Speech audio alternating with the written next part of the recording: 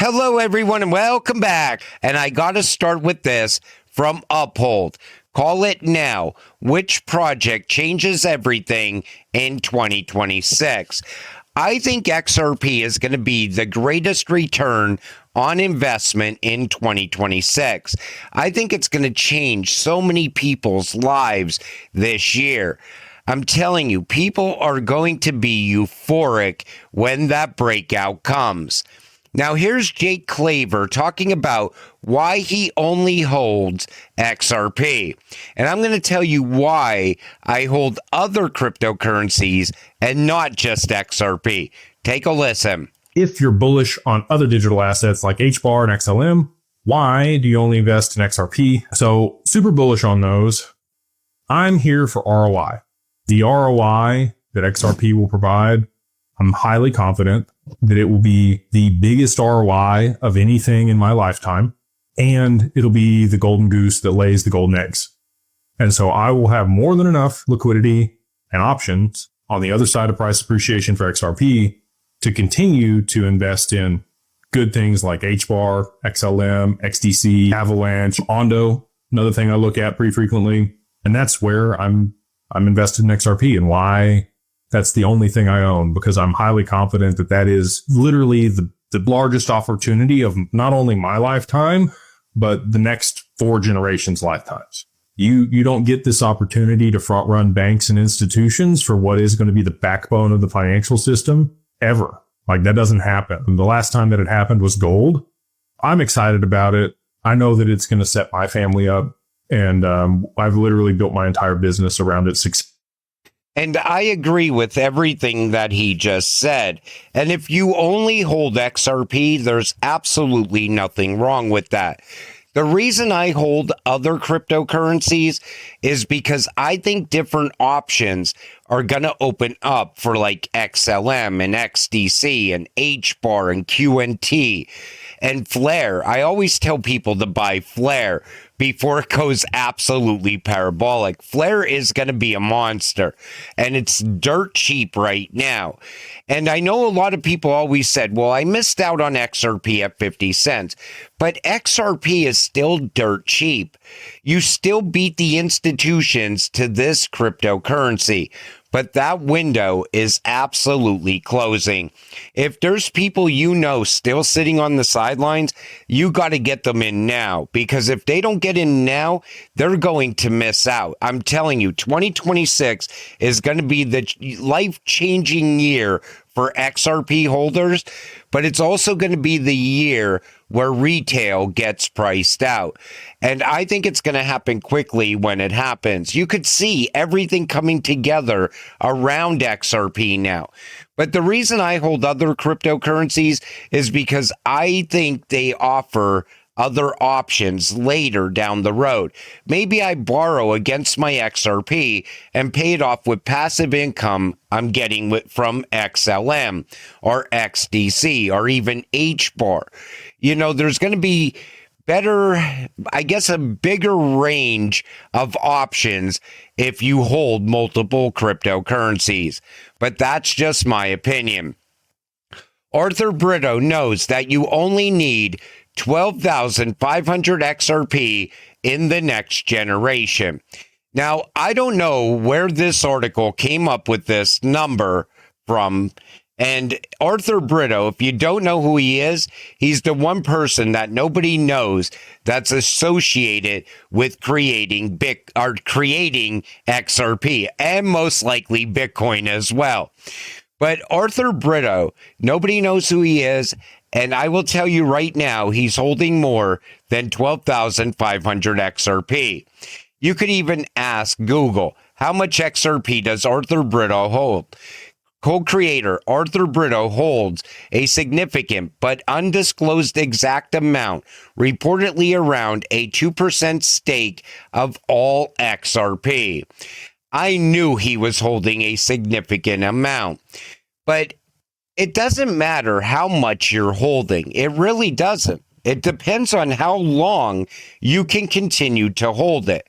Most people that have 10, 20, 30,000 XRP, They're going to be out way before XRP ever hits the high price points. I'm telling you, people are going to be running for the door as XRP crosses into double digits. And then you're going to see more people exit along the way at $20, $30, $40. Once we get to $100, most of retail is already going to be out of XRP. And the few percent that are still left and still are holding, those people are going to go on to create generational wealth. How much XRP is actually enough to hold in a long-term portfolio? I don't know if this guy was just bragging, but he's saying that he has 100,000 XRP, and that's the number you need to hold. So imagine that. You're a retail investor, and you're going to go out and spend over 200 grand to get 100,000 XRP. These people do not realize that people work 9 to 5. They have bills, they have mortgages, and so on. And it's hard enough to put some money into crypto and build a decent bag of crypto along the way. And these people come out and they're like, yeah, you need to hold 100,000. You need to buy 10,000 XRP. If you're not holding X amount, you're never going to get rich. And I think all these people are wrong. Think about it like this. What is everybody always telling you? XRP is going to 10K. Well, if XRP is going to 10K, you only need 100 XRP to become a millionaire. And I could see XRP reaching that price point because tokenization alone is going to put XRP at some crazy price points. Then you top everything, you put everything else on top of that, unlocking the Nostro accounts, derivatives, and so on. I'm telling you, don't stress it. Every time I see these articles, I see people saying, oh, I'm going to start stacking right now. It's like, why? Don't stress over it. Buy as much as you possibly can, sit back, stay patient, and we will all get rich together. Why XRP is sometimes compared to early infrastructure participation rather than equity or currency. And I like this article because they go on to mention this right here. Ex-user Kathleen Close remarked that some holders view XRP as a gift of inheritance for their children and grandchildren, calling it a generational opportunity. The idea is that while XRP remains around $2 and many people have written it off a few years ago or even decades from now, the asset could be a much stronger position, rewarding early investors. I'm telling you now, it is not going to take a decade for XRP to reach these price points. People don't realize that XRP is going to be one of the keys to unlocking the new financial system. When you're invested in this cryptocurrency, you're invested in the fourth industrial revolution. But now we have the rise of AI. And what is AI going to be transacting in? Most likely XRP and HBAR and XLM and so on. So you're holding the AI money as well. So you're not only invested in the fourth industrial revolution, but you're also invested in the fifth industrial revolution. And building generational wealth, it starts with putting your XRP out there and getting passive income from it. Then you take a percentage of that passive income and you stick to it month after month and you reinvest it back into this cryptocurrency. So in other words, you're buying more XRP with the passive income some of the passive income that you're getting. So your bag gets bigger, your passive income gets bigger, and it continues to grow over time. But you never sold your crypto. You still hold all that XRP. Now you can will it to your children, to your grandchildren, and so on. That's how you build generational wealth. And then maybe you could make a stipulation in your will that it stays invested for X amount of years, but your children and your grandchildren get the passive income from it over time. And that's the direction that every XRP holder should be going in, instead of cashing out into US dollars and then going on a massive shopping spree. Because I'm telling you now, after taxes and buying the new car, the Lambo or whatever, it goes quick. Because the US dollar doesn't go as far as it used to go. No currency goes as far as it used to go because of inflation. This comes from Wrath of Conman. Bitcoin Markets Investor Study Report 2025 claims XRP overtook Bitcoin as the platform's most traded asset and notes their role as Ripple ODL partner. So you see here, Bitcoin surged 70% to a new all-time high, outperforming the ASX and S&P 500. But then XRP overtook Bitcoin as the most traded asset on our platform. This reflects both our role as an on-demand liquidity partner with Ripple and the strong engagement of the Australian XRP community. You know, everybody's starting to realize what on-demand liquidity is. People are going to figure it out really when the liquidity crisis shows up. Anybody that doesn't know what ODL is, they will quickly find out when XRP is providing it to the banks to bail them out of the liquidity crisis. But over time, you're going to see more and more companies, more and more banks onboarding to this asset. They're going to be holding it. Banks are going to be offering crypto in the future as well. You honestly think that the banks are going to stay left behind? They're going to embrace crypto one way or another. Ripple CEO Brad Garlinghouse is going to speak at a major crypto conference in Switzerland. And initially, I thought this was Davos, but it isn't.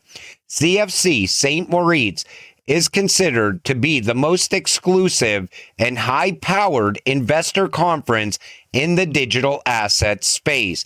It often gets compared to the World Economic Forum, which happens nearby in Davos shortly after. This event is capped at 250 people, which sets it apart from massive retail conferences like Consensus or Token 2049. The audience consists almost entirely of family offices, institutional funds, and central bankers. The theme is centered on the maturity of an asset class. The agenda focuses heavily on tokenization, the intersection of banking and blockchain, as well as regulatory clarity. This event is going to be huge, and I think a lot of talking points are going to come out of this, because this is where the central banks start talking about the direction they're going in, how much they're moving forward, how much momentum is happening around a central bank digital currency right now. But this also talks about tokenization. And tokenization, once it comes, it is going to hit this space so hard. People don't realize that yet.